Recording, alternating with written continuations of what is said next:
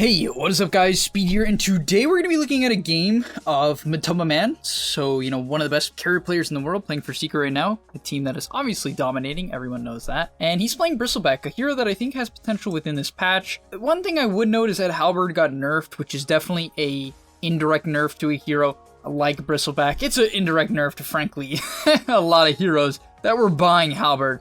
But yeah, let's take a look at this game. He goes some pretty weird items. At least to start, we can see he has 3 tangos, a mango, and bracer build up. And the reason why I think this is interesting is we don't see a lot of players going this greedy. And I say greedy, but when I say this greedy of a build, I mean the gauntlets, where he's just instantly rushing a bracer. Did you know that gameleap is currently 50% off? If you use the discount code Dota50 right now, you're gonna get 50% off. We don't do this all the time, and so really your best opportunity to get to the next level, to break through the current rank that you are and start to understand Dota on a higher level is right now. So you need to click the link down below, use the code Dota50 when you go sign up, 50% off. That's crazy. That's half off. And now let's get into the video. Now getting into the lane, if you guys really want to stomp the game as Bristle, there's a couple things I believe you really want to think about in order to just stomp. So the main thing to consider is that your hero is very, very weak at level 1. So I think a lot of people see Bristle as this menace at level 1 that just stomps the lane. If you try to fight him, he just kills you.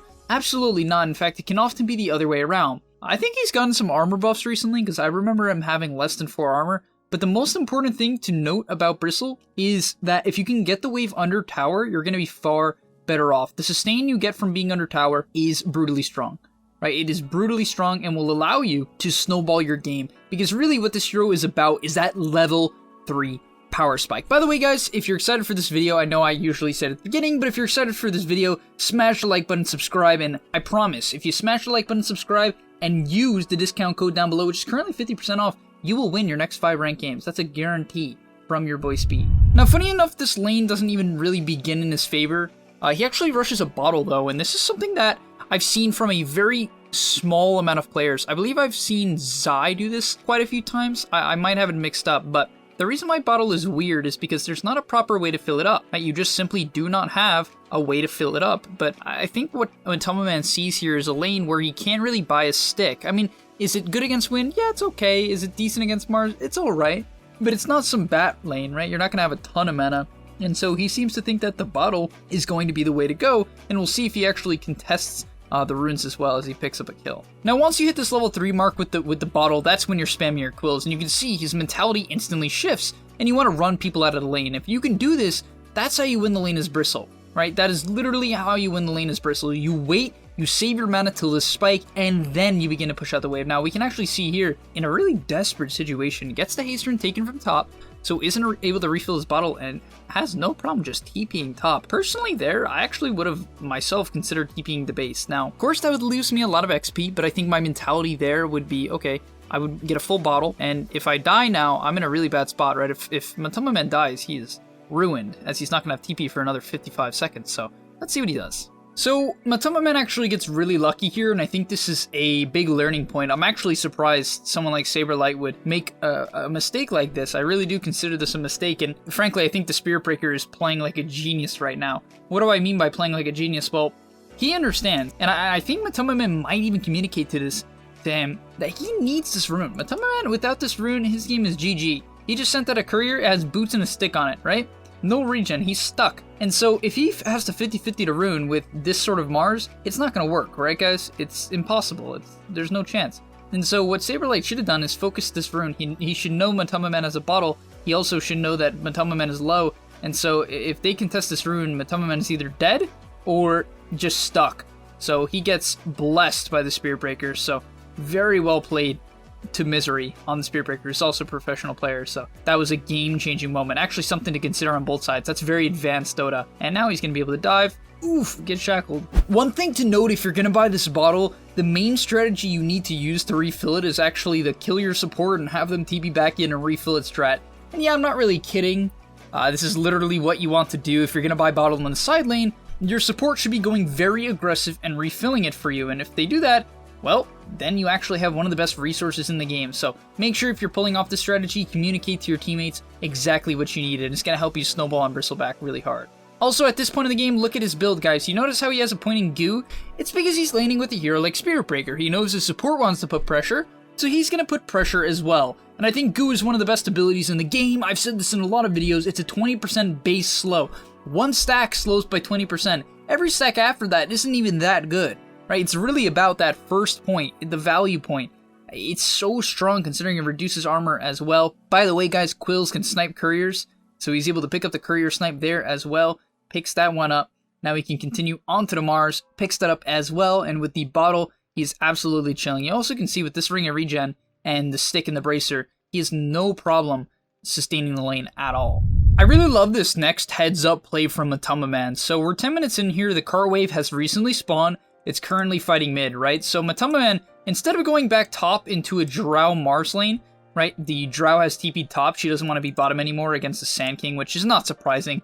The Sand King absolutely dominated his lane, just a complete stomp, which is, it makes sense. It's such a strong lane. The Mirana Sand King is brutal for Drow, really is very, very tough.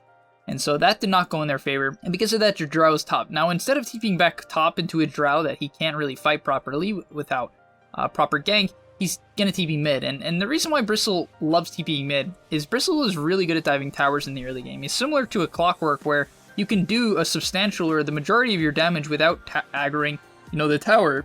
And that's because of Quills, right? If you just cast the Quills and never auto-attack anyone, you can zone them off the tower and you can turn around to tank it. In one of the recent patches, not too recent, but relatively recent, it allows your passive to work on towers. And because of that, he can tank it very, very efficiently and completely bait for his team. And so yeah, whenever you guys are playing a hero such as Void, Slark, and Bristleback, these heroes that have the capability to fight in the early game, it's very important to note when you have to leave your lane. Maybe the offlaner has become too strong and you can't contest him anymore. Maybe the mid tower is just a really good option to try to take, right? Maybe the enemy team has a Drow who you don't want to farm, right? Like look at their team comp. They have all these high tempo heroes. They want to shut down the Drow. What is the best way to shut down the Drow? Take the mid tower, and then you can smoke through here, you can smoke through here. And that's really the main benefit that I see with the mid tier 1 tower. I mean, it's also a great position to TP. It allows you to smoke very aggressively and quickly. It gives you Roshan control when you take the mid tier 1. But the biggest thing is when you smoke, you go from having to run these weird routes to being able to take very,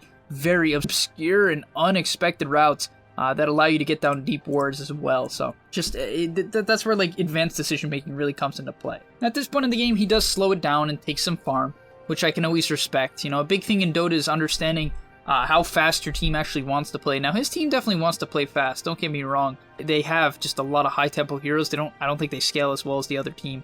But what I will say is that often if you try to do too much, what happens, especially in pubs, is that your team gets overwhelmed and they start making bad decisions. You guys probably can relate to this. If you're playing a hero like Bristle or Slark and you get a bunch of kills, all of a sudden, you start taking fights at towers, right? Look at what happens to Matoma Man here. He actually ends up dying. And why that happens is people get overconfident, right? Even from Matoma Man dying, you guys can learn a lesson there. Players get overconfident. They begin to believe that they're unkillable, and then they die at a tower. So really, instead of just trying to play too fast, slow down the pace of the game, let the enemy team split up, and continue on from there.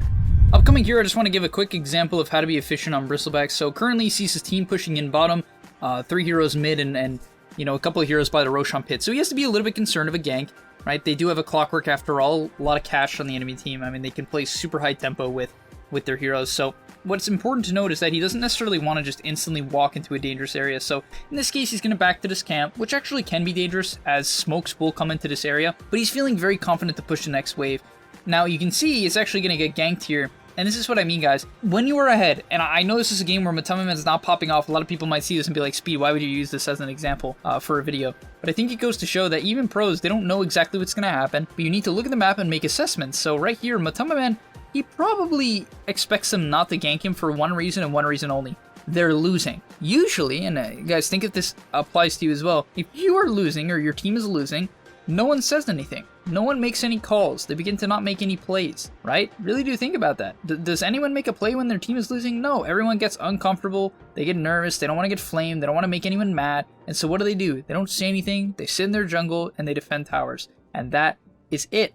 And so Matoma Man probably expected to not get ganked and has intuition that he wouldn't get ganked. in that case, but it did end up happening. And that's actually a big learning lesson, which is why I guess this isn't fully a bristle guide, but I just want to talk while watching this hero. You know, if your team is behind, you got to make plays like the enemy team did to come back. Now, that's not going to be enough for them to win. You know, Matama Man and the boys do end up grouping up, which is still a very important thing. After he dies, he doesn't tilt, right? He doesn't get mad. He just goes and runs around with his team. He smokes with them. Similar to what the enemy team did to kill him, he's doing as well.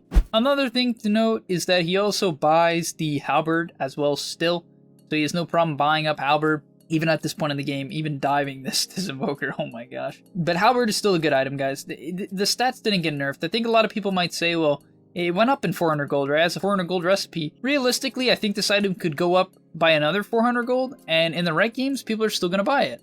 Like, think about this game. They have a Drow, a Wind Ranger, and an Invoker. You know, the Halberd is just so valuable against these ranged heroes because, if for anyone who doesn't know, it only lasts for 3 seconds on melee heroes, but it lasts for 5 seconds on range.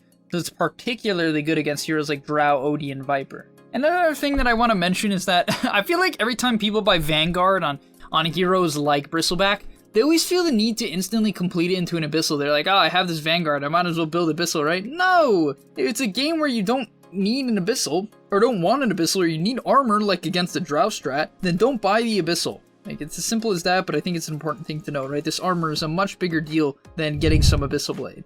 Let's take a quick look at the talents. He took the 2.5 mana regen talent, and the 200 health talent. I think these are pretty good. At level 20, I really think it depends on what you're playing. If you're playing like the tank bristle and you're going like Octarine and Mech and Grease and Vanguard and Pipe, then go to quill stack damage, just so you can actually do damage. But if you're going this right-click build, usually I'm more of a fan of HP regen, just so you can right-click more. We'll see what Matama goes if he does get to that point, but that's how I see that. And then finally, level 25, this, once again, if you're going that tanky build and you level the quill stack damage, well, then take lifesteal. However, if you're going HP regen and so on, then what you want to do is take the warpath damage to amplify that right-click substantially. And yeah, that's going to be about the end of this game. I know it was a bit of a stomp. I feel like it's a cool game where I can show you guys, you know, sometimes your team does carry you. But the main thing I want to note about his gameplay is that every time he died, he created space doing it, right? Guys, think about, and really do, think about where he was dying this game. Did he ever die on his side of the map besides that one smoke gank? No, and honestly, that's not even his side of the map. You guys know how I often say that the Dota map splits vertically, or, you know, it splits this direction at some point in the game, instead of being the river, which splits the early game, right? This is Dire, this is Radiant. It ends up splitting from top to bottom. So that's not even his side of the map, right? That's a dangerous area at that point in the game. And he was always dying there. The enemy team could never transition into a tower, and they have a Drow. They also have a Clock to shove waves, right? They have a Mars to shove waves, and they couldn't ever get a tower. And that's why, you know, if you're playing a hero like Bristle or Slark or Void, if you want to be farming aggressive parts of the map, because then even if you do die, not only will you get a lot of farm from farming lane creeps, your deaths won't matter nearly as much. Right, they won't be as bad. Alright, thank you guys so much for watching. I hope you enjoyed. I know this was definitely a different type of video. I didn't go too Bristleback specific, but I just like changing things up and give you guys different perspectives on Dota and kind of just talking about what I see, regardless of if it has to do exactly with the hero I plan on covering for the video. But thank you for watching. If you want to see more videos like this, let me know in the comment section down below. Tell me what hero I should cover next as well, and I'll see you in the next one. I hope it's Venomancer. Before you leave, just want to say a quick message. If you're trying to get better at Dota or you just enjoyed that video, I know this is pretty general and you're going to hear this quite a bit from me, but I recommend you sign up to gameleap.com. Why? Because I put a lot of effort into the content over there, and generally the effort I do there is different from the content you're going to see here on YouTube. It is different. In fact, I usually go a lot more in depth on topics or into niche topics that help you get to the next level even faster. Because on YouTube, I often have to keep it more mainstream. And that's even why I'm putting it at the end of this YouTube video. That's why this is at the end, because a lot of people just watch 5 minutes, they skip through just for like the dopamine spike. But if you are interested in actually getting better at Dota, I recommend you go to the description down below. Do not forget 50% off on the gameleap website right now if you want to become broken, absolutely broken. Go sign up right now. So I'll see you guys there, and peace.